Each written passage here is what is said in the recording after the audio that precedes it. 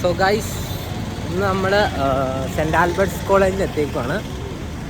ഇവിടെ 2025 വരെ എക്സ്പോ നടക്കുന്നുണ്ട്. അപ്പോൾ അത് കാണാനാണ് നമ്മളിവിടെ എത്തിയേക്കുന്നത്. സെൻറ്റ് ആൽബർട്ട്സ് കോളേജ് എറണാകുളത്താണ് വരുന്നത്. ഇത് എൻ്റെ ഫസ്റ്റ് ടൈമാണ് ഞാൻ ഈ കോളേജിൽ വരുന്നത്. സോ നമുക്ക് എക്സ്പോ ഒന്ന് കാണാം. ഇതാണ് നമ്മുടെ എക്സ്പോയുടെ എൻട്രൻസ് വരുന്നത്. ഇവിടെയാണ് രജിസ്ട്രേഷൻ കൗണ്ടേഴ്സ് വരുന്നത്. ഇവിടുന്ന് വേണം നമ്മൾ ഇവൻറ്റിന് രജിസ്റ്റർ ചെയ്തിട്ട് കയറാൻ പറ്റുന്നത്.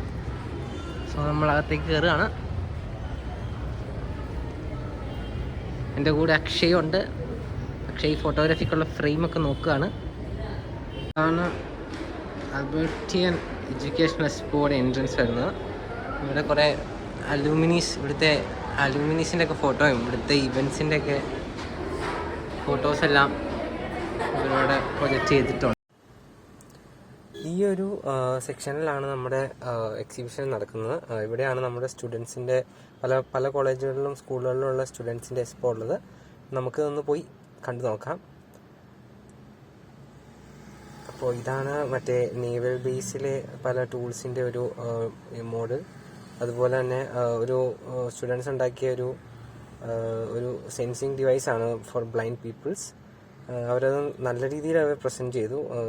ഇതൊരു 11th പഠിക്കുന്ന സ്റ്റുഡൻസ് ആയിരുന്നു, ഒരു സ്കൂളിൽ നിന്നുള്ളവരായിരുന്നു അവരത്. അതുപോലെ തന്നെ ഇതൊരു ടെസ്റ്റ് ടു വോക്കൽ കൺവെർട്ടർ ആയിരുന്നു. അതും നല്ലൊരു ആപ്ലിക്കബിൾ ആയിട്ടുള്ള തിങ് ആയിരുന്നു. അതുപോലെ തന്നെ ഒരു ട്രാഫിക് സിഗ്നൽ കൺട്രോളർ ആയിരുന്നു. നമ്മുടെ സെൻസിങ് വെച്ചിട്ടുള്ള പാർക്കിംഗ് കാർ. അതുപോലെ തന്നെ ഒരു സസ്റ്റൈനബിൾ എനർജി ഡെവലപ്മെൻറ്റ് പ്ലാനിൻ്റെ ഒരു മോഡലായിരുന്നു ഇപ്പോൾ ഇവർ നമ്മൾ കാണിച്ചത്. അതും വളരെ എഫക്റ്റീവായിട്ടുള്ളൊരു മോഡലായിരുന്നു. അതുപോലെ തന്നെ അടുത്തത് IoT വെച്ച് ഒരു ബാച്ച് ഓഫ് സ്റ്റുഡൻസ് ക്രിയേറ്റ് ചെയ്തൊരു മോഡലാണ് ഇപ്പോൾ കണ്ടത്. അത് നമുക്ക് എവിടെ നിന്ന് വെച്ചും നമുക്ക് കൺട്രോൾ ചെയ്യാൻ പറ്റുന്ന ഒരു മോഡലാണ്. അതുപോലെ തന്നെ വേറൊരു IoT ബേസ് ജിയോ റോവർ. എന്തെങ്കിലും ഡിസാസ്റ്റേഴ്സ് ഒക്കെ വരുന്നുണ്ടെങ്കിൽ അത് മുൻകൂട്ടി അറിയാൻ പറ്റുന്ന ഒരു ടെക്നോളജി. അതുപോലെ തന്നെ അവിടെ ഒരു സുവോളജി ബാച്ചിൻ്റെ ഒരു എക്സ്പോ ഉണ്ടായിരുന്നു. അവിടുത്തെ സ്പെസിമെൻസിൻ്റെ സ്റ്റഫ്ഡ് ആനിമൽസും കുറേ ഫോർമാലിൻ ചെയ്ത സ്കൾസും എല്ലാം വളരെ രസകരമായി അവർ പ്രസൻറ്റ് ചെയ്തായിരുന്നു. അതുപോലെ തന്നെ ജീസസ് യൂത്തിൻ്റെ ഒരു ഹോൾ ഉണ്ടായിരുന്നു. അതും നമുക്ക് നല്ലൊരു തീം തരുന്നൊരു ഹോളായിരുന്നു.